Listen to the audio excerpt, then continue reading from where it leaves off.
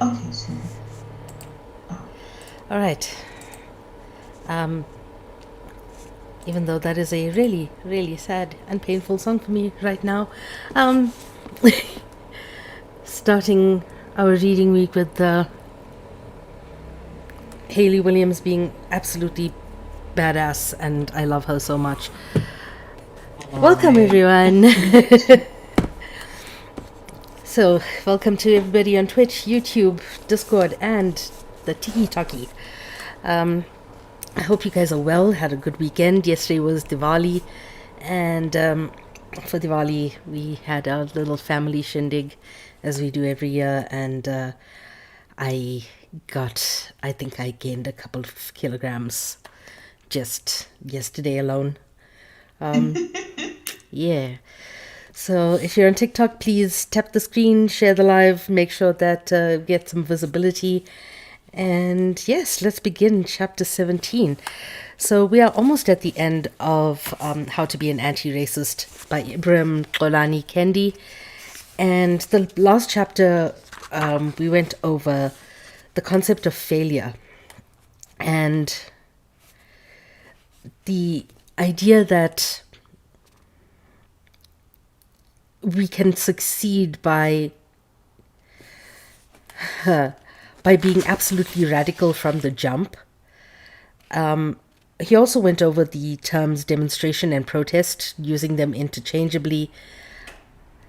And a protest being an organization, well, organizing people for prolonged campaigns. Thank you. And demonstrations being like what happened on Saturday with No Kings, that is a demonstration. So speakers, placards, posts at marches, rallies, petitions, viral hashtags demonstrate the problem. Demonstrations are a favorite of people who don't really have time, don't really have the wherewithal, the capacity, and that's also understandable. Demonstrations have their place. Protests, however, it's a demonstration taken further. Thank you, Raven. Dem- uh, as opposed to demonstrations, protests are about sustained and prolonged action and involve aiming for sustained and prolonged change. A prolonged campaign that forces the powers that be, to change policy. Okay, and now we get on to chapter 17, which is success. Finance scholar Boyce Watkins lectured on racism as a disease. I agonized over this conception. Not foundational enough, eternal enough, revolutionary enough on this 11th evening of Black History Month in 2010. When the question and answer period arrived, I tossed my arm up from the back row as Caradid smiled. Caradid and I had been whispering for most of the lecture. For once I felt confidence tingling in my head. Days before, Professor Asante had hooded with me about my doctoral degree at Temple's commencement. The teen who hated school had finished graduate school in 2010 and had committed to himself to school for life. Sounds familiar? Hi. If anybody knows of PhD scholarships outside of the US, please tell me. Caradad was probably the one who ushered me into the lecture at Sunny Onotona, our state college in the town of Onotona in upstate New York. Forgive me for calling it a town. Rural white people from surrounding areas label it the city. Whiteness surrounds me like clouds from a plane's window, which didn't mean I found no white colleagues who were genial and caring, but was Caridad and all her Puerto Rican feminism and anti-racism who took me by the arm when I arrived as a dissertation fellow in 2008 and brought me closer when I stayed in 2009. Remote studies, perfectly fine. So we are reading How to Be an Anti-Racist by Ibram Kendi. We were bound to become close as our chairs. I filled a Black History post left vacant by Caradad's husband of 18 years, Ralph. Metastatic cancer had taken Ralph's black body in 2007. She probably could not look at me without seeing me standing in Ralph's shoes. Her husband lost his fight to cancer, but Caridad's life as an Afro-Latina woman had brought its own fights for peace to be still, but she was a fighter, tireless and durable as anti-racists must be to succeed. I hate that. I fucking hate that. And for this, I want to actually look up a message that I had received from somebody a long time ago. The conversation that he and I had, he was talking about how my strength inspires him. And I didn't get upset. I got sad. So I said to him, I dream of never being called strong again. I'm exhausted by it. I want support, I want love, I want understanding. I don't want to be patted on the back for how well I take a hit or how often I do. And his response was, I call you strong because I see your strength. I see what it took and what it has taken from you to be this strong. I don't celebrate the hardship you've had to endure. I celebrate that you are still here to be shown the love and care you deserved all along. And it made me sit and think that two things can be true at the same time. This was, 4 years ago that he said this? And yeah, I didn't, my trauma did not make me stronger. It traumatized the fuck out of me. What it did do was force me to be strong. And I don't like it. I just don't like it. I don't like when people have to be strong, when people have to harden the fuck up and reject softness for the kind of strength that we have to embody in order to fight this fight. And so when I see the words fighter, tireless, durable, as anti-racist must be to succeed, it gives me a sense of almost hopelessness, because we have to reject our softness. And I like being soft. I like being squidgy. I like being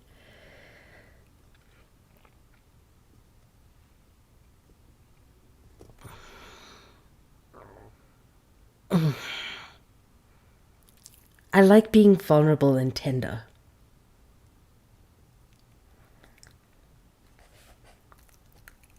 Do you guys feel like you've had to reject your softness to fight this fight? Yeah.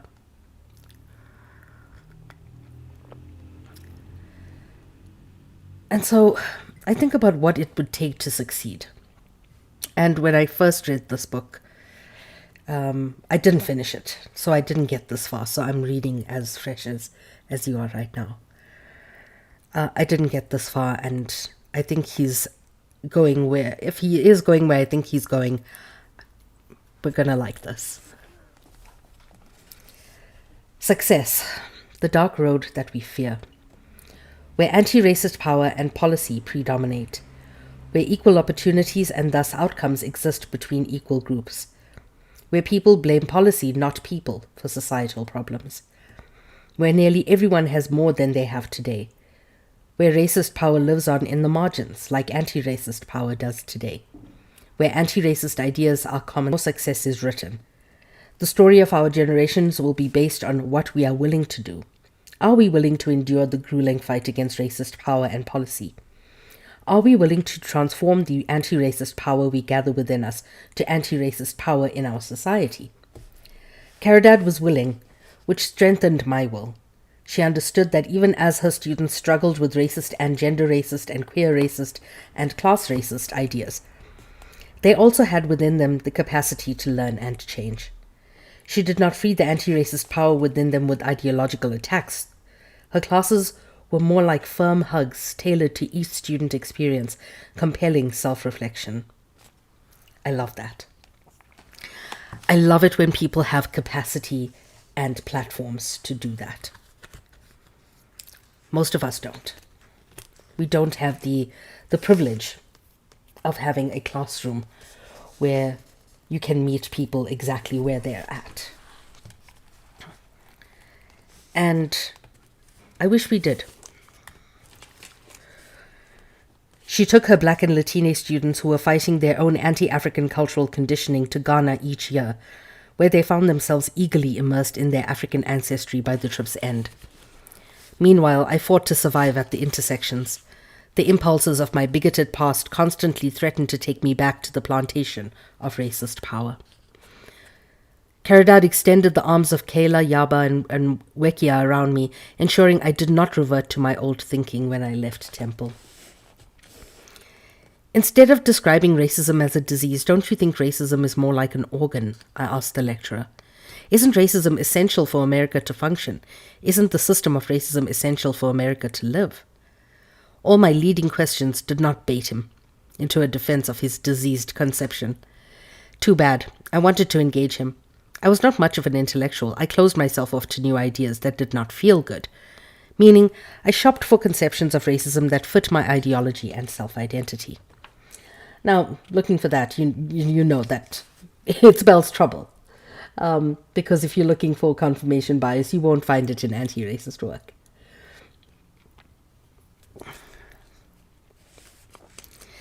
Asking anti-racists to change their perspective on racism can be as destabilizing as asking racists to change their perspectives on the races.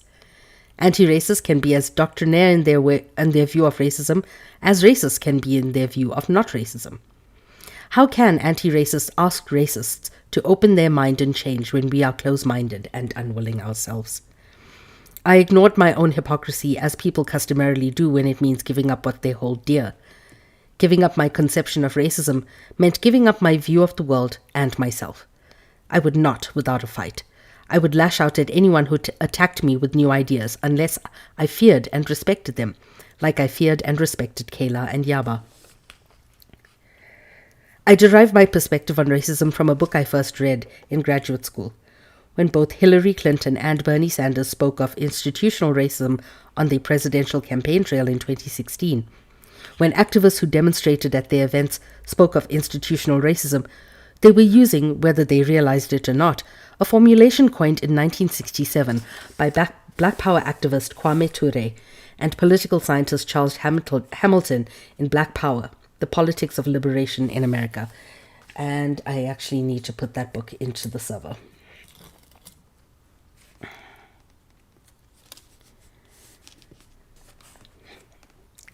Kwame Ture, you may have heard that name before.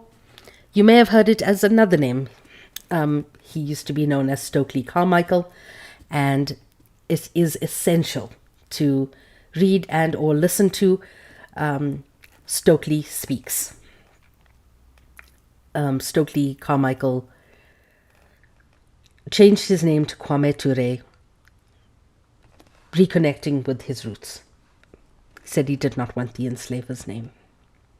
And same reason Ibram Kendi did too.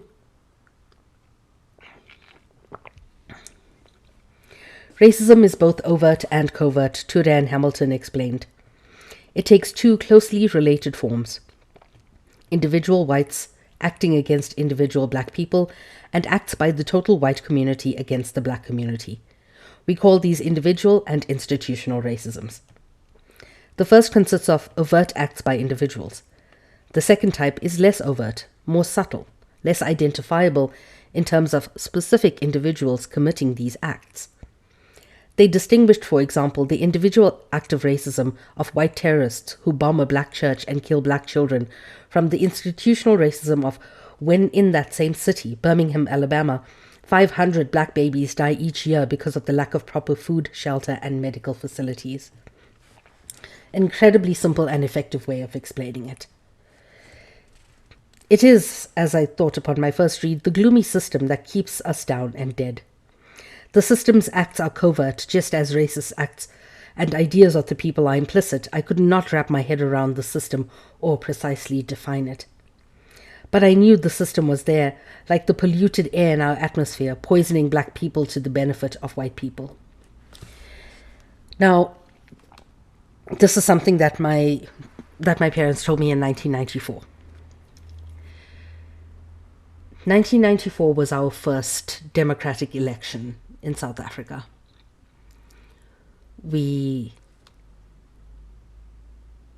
I grew up in the struggle. I knew nothing else. My family was on the run. We just had so much knowledge about the apartheid struggle, the anti-apartheid struggle. And I knew nothing else. And once Mandela was freed, we voted, my parents' generation and above voted. There was this overwhelming sense of relief. It was relief more than it was joy. And I'll tell you why. Because it had gone off without a hitch. I wouldn't say entirely without a hitch. But it was fairly peaceful. The people from the previous administration who didn't want to live under black and brown rule, they packed up their bags and they left. They left all of the problems they created. The people who worked for the South African police force under the apartheid regime, they converted to Judaism, moved to Israel. They got their British passports and they moved back to England or the Netherlands or wherever they had dual citizenship for. And they fucked off. And the people who couldn't afford to stayed behind, and they stayed behind their white picket fence and their electrified 6-foot-high walls, etc., etc., and nobody really bothered each other until there was a public altercation. However, you still saw it. You still saw black and brown people's handbags being searched when they left a store, being followed around by mall security. The first black person in the vicinity being questioned as to why they're here. You don't look like you're from around here. Assimilation to whiteness being kind of expected. I love you too, Raven.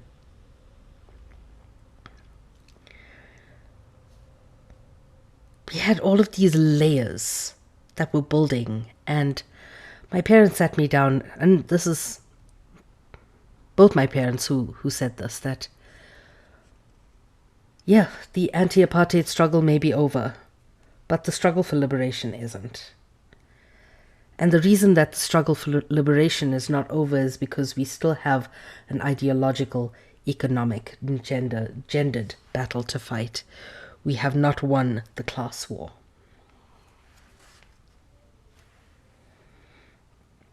We have not won the ideological war. White people still think they are superior. And they have the financial backing to exclude us.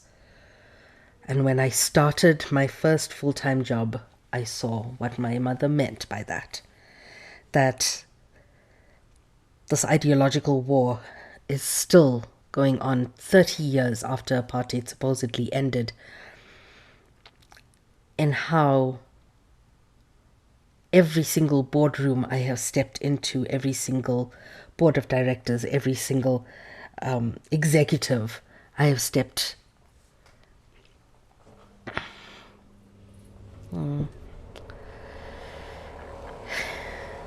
I got you, Raven.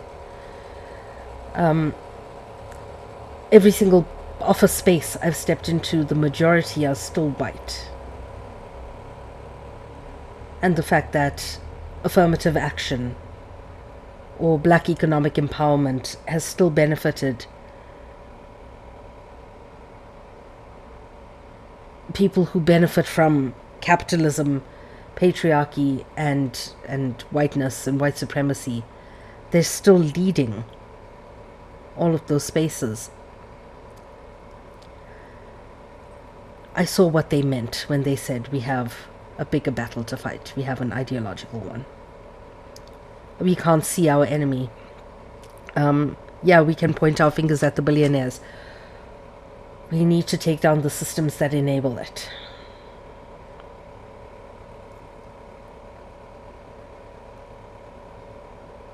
So, what if the atmosphere of racism has been polluting most white people too? And what if racism has been working in the opposite way for a handful of black people, or black individuals, who find fresh air of wealth and power in racist atmospheres? So many people do. Framing institutional racism by acts of the total white community against the total black community accounts for the ways white people benefit from racist policies when compared to their racialized peers. White poor benefit more than the black poor. White women benefit more than black women. White gays benefit more than black gays. But this framing of white people versus black people does not take into account that all white people do not benefit equally from racism. For instance, it doesn't take into account how rich whites benefit more from racist policies than white poor and middle-income people. It does not take into account that black people are not harmed equally by racism, or that some black individuals exploit racism to boost their own wealth and power. Jay-Z. But I didn't care. I thought I had it all figured out. I thought of racism as an inanimate, invisible, immortal system, not as a living, recognizable, mortal disease of cancer cells that we could identify, treat, and kill.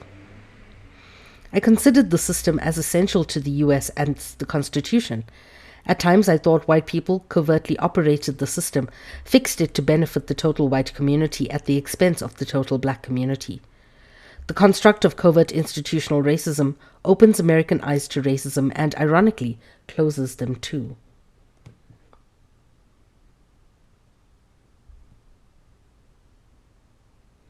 What are you on about, Daniel? Covering up specific policies and policymakers prevents us from identifying and replacing the specific policies and policymakers. We become unconscious to racist policymakers and policies as we lash out angrily at the abstract boogeyman of the system. The perpetrators behind the 500 black babies dying each year in Birmingham because of the lack of proper food, shelter, and medical facilities were no less overt than the white terrorists who killed 4 black girls in Birmingham Church in 1963. In the way investigators can figure out exactly who those church bombers were, investigators can figure out exactly what policies caused 500 black babies to die each year and exactly who put those policies in place. In the way people have learned to see racist abuse coming out of the mouths of individual racists, people can learn to see racial inequities emerging from racist policies. Exactly. That is why we cannot let our guard down.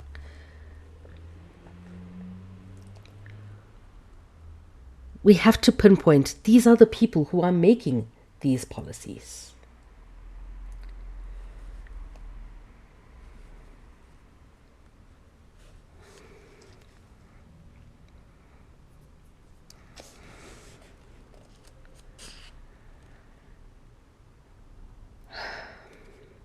All forms of racism are overt if our anti-racist eyes are open to seeing that racist policy in racial inequity. But we do not see.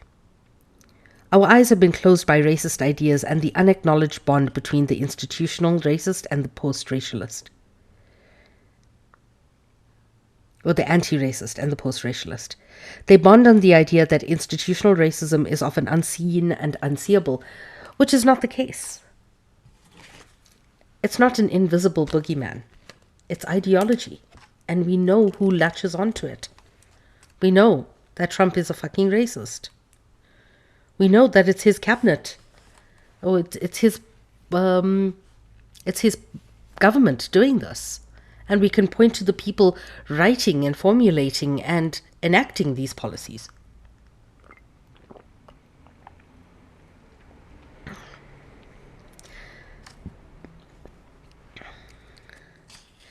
Because it is covert, the institutional anti-racist says. Because it hardly exists, the post-racialist says. So Daniel22 in the chat here on TikTok says we don't care anymore, yada yada yada. This is the post-racialist. This is an example of the post-racialist who says, "Oh, nobody cares anymore. We're tired of hearing about it. We're tired of talking about it. Yada yada yada, blah blah blah blah, yakety schmackety." And then puts a hashtag on Twitter when a black man is killed by the police.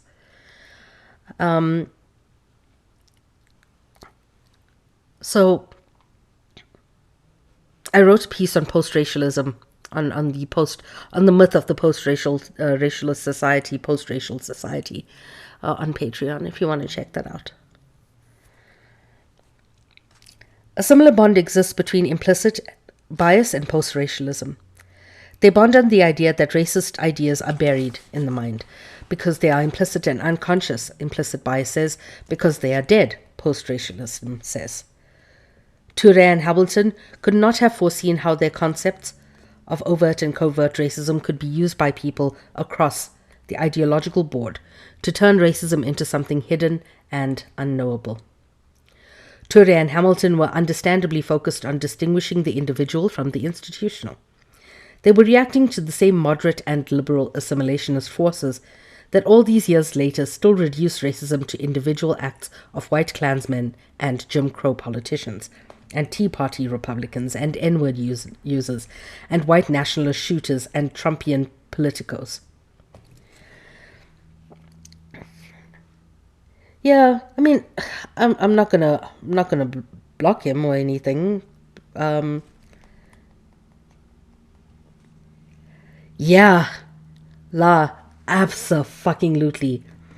That inherently, that's why I kind of removed it from my vocabulary. White people are racist.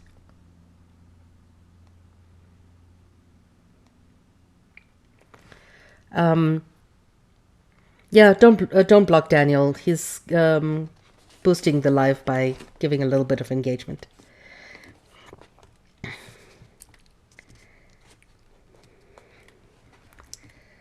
Respectable individuals can absolve themselves from individual blame.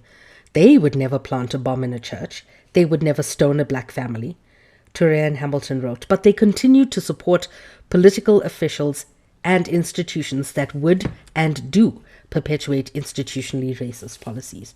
And that in itself is a racist act. That supporting of those institutions, the supporting of that system, the inaction against that system is racist.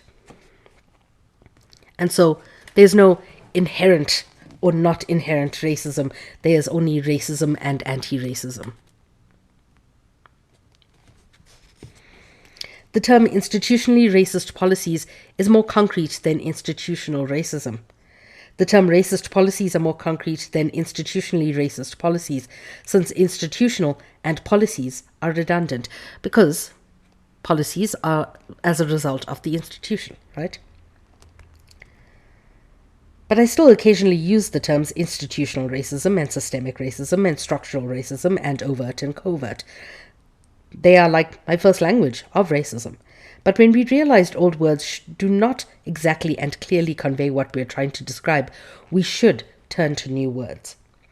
I struggle to concretely explain what institutional racism means to the Middle Eastern small businessman, the black service worker, the white teacher, the Latina nurse, the Asian factory worker, the native store clerk, who do not take these courses on racism and do not read the books on them, do not go to lectures on racism, do not watch the specials on it, do not listen to the podcasts, do not attend the rallies against racism. Oh, absolutely, Raven. I'm glad that we do have the white people that we have, and if I remember to, I'm going to tell you about a lecture that I attended in my first year. My first year of university. I try to keep everyday people in mind when I use racist policies instead of institutionalized racism. Policymakers and policies make societies and institutions, not the other way around. The United States is a racist nation because its policymakers and policies have been racist from the beginning. The conviction that racist policymakers can be overtaken and racist policies can be changed, the racist minds of their victims be changed, is disputed only by those invested in preserving the policymakers, policies, and habits of thinking that is racism. Racism has always been terminal and curable, has always been recognizable and mortal. Yeah, I agree that it is a disease.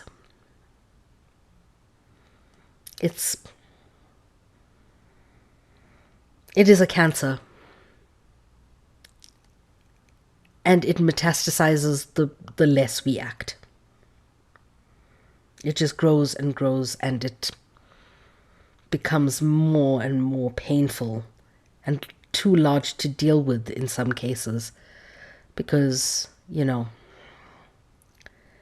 more you leave a tumor, the bigger it gets, and the more dangerous it becomes. And the more we don't deal with and address racism, the more policies there will be to take down. Thank you for commenting so much, Daniel. I appreciate your engagement with the live. Thanks. The rain fell on his grey hooded sweatshirt. It was February 26, 2012, on a boring Sunday evening. I looked forward to my first book, on black student activism in the late 1960s, being published in 2 weeks. The hooded teen looked forward to enjoying the watermelon juice and Skittles he'd purchased from a nearby 7-Eleven. The 17-year-old was easygoing, laid back like his strut. He adored LeBron James, hip-hop, and South Park, and dreamed of one day piloting airplanes. We know who he's talking about. Over 6 feet tall and lanky, Trayvon Martin ambled back in the rain to the retreat in Twin Lakes. His father, Tracy Martin, had been dating a woman who had lived in the gated community in Sanford, a suburb of Orlando, Florida. Tracy had brought along his son to talk to him, to refocus his mind on attending college like his older brother. Trayvon had just been suspended for carrying a bag with the trace of marijuana at his Miami high school. While suburban white teenage boys partied and drank and drove and smoked and snorted and assaulted to a chorus of boys would be boys, urban black boys faced zero tolerance in a policed state. Martin dodged puddles on his slow stroll home. He called his girlfriend. He talked and walked through the front gate, or took a shortcut, into a cluster of sandy-colored 2-story townhouses. As in many neighborhoods during the Great Recession, investors had been buying foreclosed properties and renting them out. With renters came unfamiliar faces, transient faces, and racists who connected the presence of black teenagers with the rash of 7 burglaries back in 2011. They promptly organized a neighborhood watch group. The watch group organizer was born a year after me, to a white Vietnam veteran and a Peruvian immigrant. Raised not far from where my family moved to in Manassas, Virginia, George Zimmerman moved to Florida, as I did, after graduating high school. His assault conviction on domestic violence accusations altered his plans to be a police officer, but nothing altered his conviction that the black body, and not his own, was the criminal in his midst. Zimmerman decided to run an errand. He hopped in his truck, his licensed slim 9mm handgun tucked in a holster in his waistband. He drove. He noticed a hooded black teenager walking through the complex. He dialed 911. The black body's presence, a crime. the historic crime of racist ideas.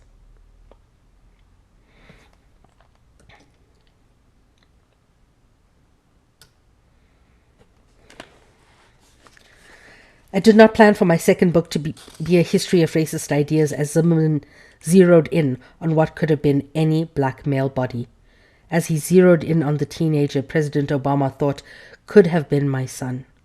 After my first book on the Black Campus Movement, I planned to research the student origins of Black studies in the 60s. Then I realized that Black students were demanding Black studies because they considered all the existing disciplines to be racist.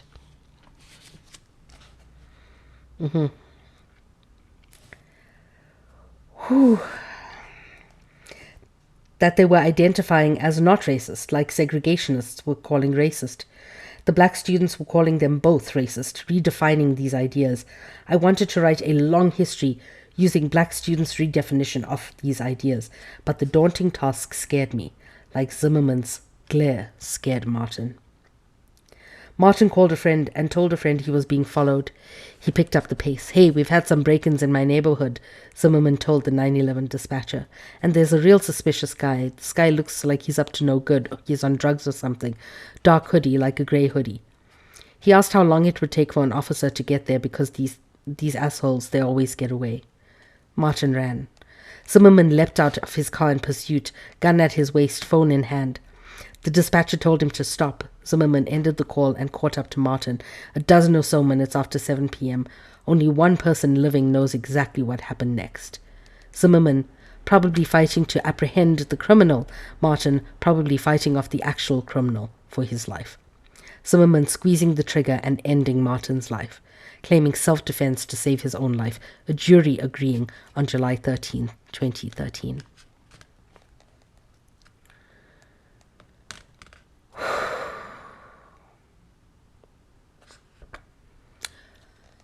If you were being chased by a white man with a gun, would you run?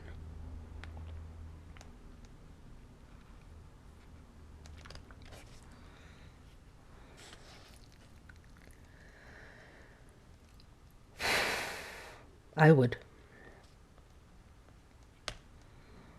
Heartbroken, Alicia Garza typed in "Black Lives Matter" into the morning nights, into the black caskets piling up before her as people shouted all those names, from Trayvon Martin to Michael Brown to Sandra Bland to Corin Gaines.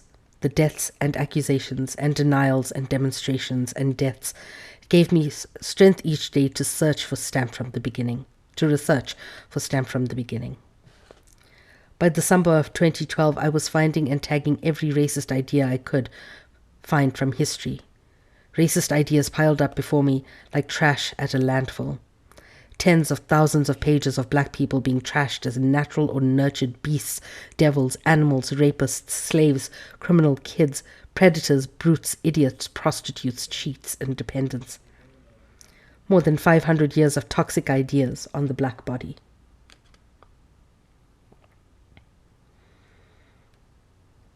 Yeah, actually, love. I can see that.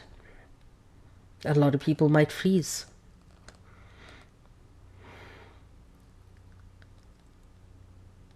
I was taught to run. As soon as the police showed up at your door, you bolt. Don't let them catch you. Because death is, if they shoot you in the back, death is better than torture. They tortured kids under apartheid. So I was taught to run. Day after week, week after month, month after year, oftentimes 12 hours a day for 3 horrifically long years, I waded through this trash, consumed by it, absorbed its toxicity, before I released a tiny portion of it onto a page. All that trash, ironically, cleansed my mind if it did not cleanse my gut. While collecting this trash, I realized I had been unwittingly doing so my whole life. Some I tossed away after facing myself in the mirror, some trash remained, like the dirty bags or traces on them N-words, and white people are devils, and servile Asians, and terrorist Middle Easterners, and dangerous black neighborhoods, and weak indigenous people, and angry black women, and invading Latine, and irresponsible black mothers, and deadbeat black fathers. A mission to uncover and critique America's life of racist ideas turned into a mission to uncover and critique my own life's racist ideas, which turned into a lifelong mission to be anti-racist. It happens for me in successive steps.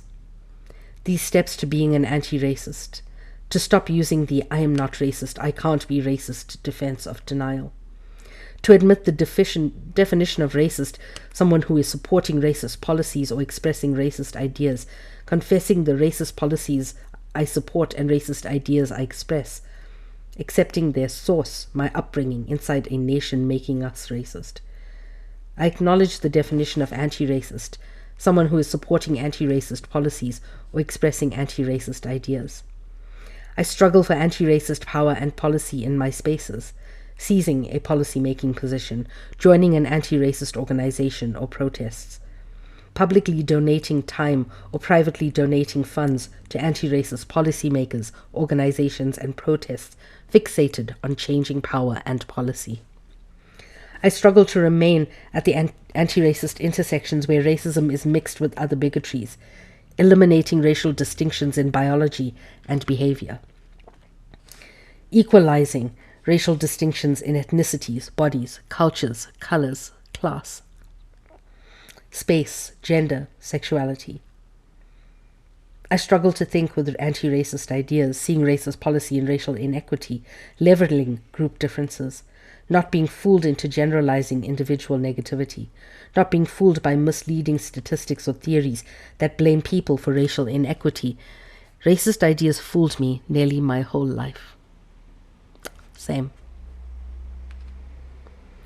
I refuse to allow them to continue making a fool out of me, a chump, a slave out of me. I realize there's nothing wrong with any of these racial groups and everything wrong with individuals like me who think that there's something wrong with any of these racial groups.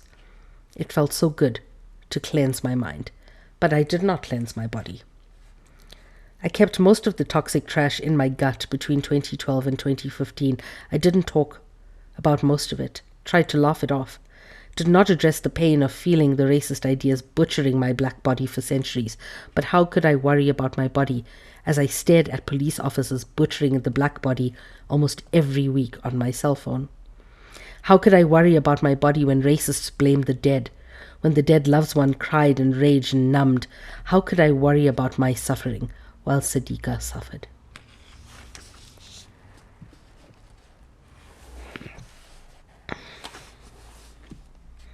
And that is the chapter. And next week we will get into the next one called Survival. And even though we do still have time in this reading to continue, I'm going to stop there because that's heavy.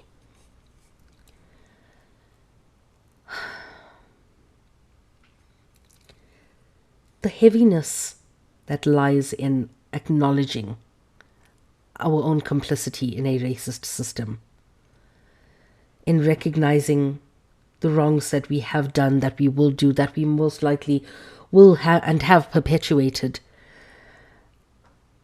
I mean, I jokingly say I have shenaned and I will shenan again. But the truth is far darker. I hold racist ideas. I have supported racist policies. I have supported racist artists.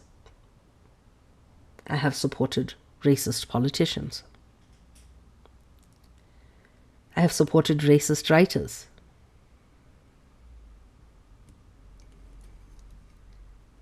I have been and am anti-black because of the racial hierarchy.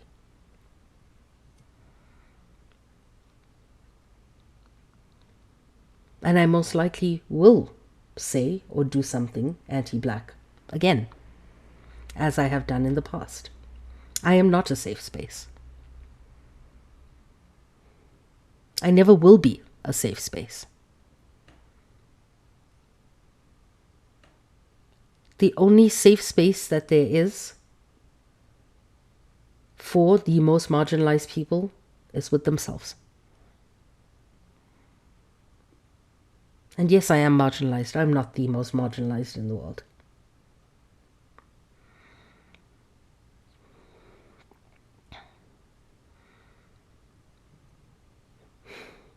That realization that we are all complicit is a hard pill to swallow. Even if you are part of the most marginalized groups, thank you. Even if you are part of the most marginalized groups. I'll get to that. Thank you, La.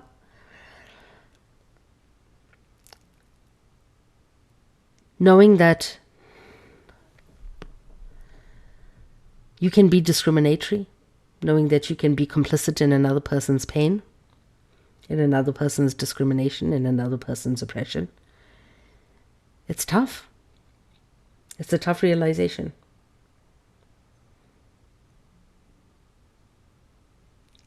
We are not even safe in our own homes. And as La says here, and even then, it's really only truly safe with liberation.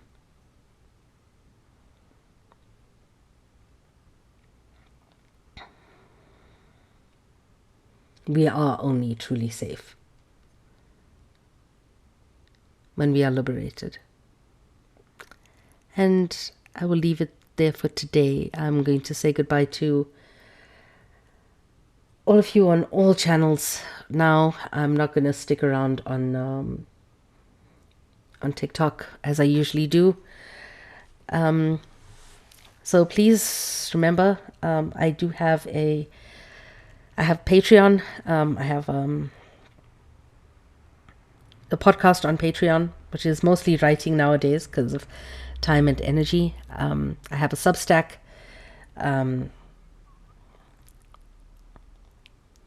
Oh, thank you so much, Dr. Jace.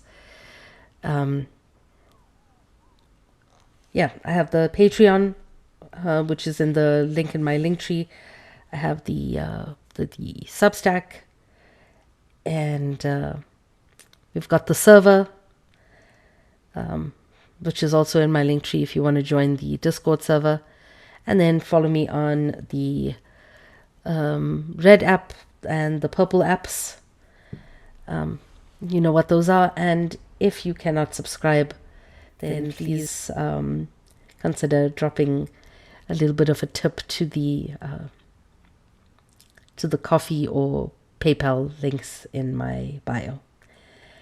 And yeah, I shall see you all same time, same place tomorrow, different book.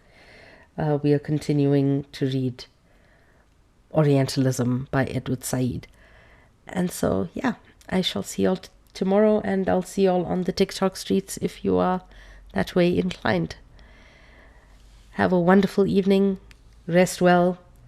Remember, eat something. Take your meds. Drink water. Hydrate. No, tea does not count as hydration, apparently. Yes, I have a cup of tea, and the llama on my mug is named Michelle Olama. And yeah, I think ponder on the questions we've raised today. How are we complicit in our own oppression and the oppression of others? And start to take that apart.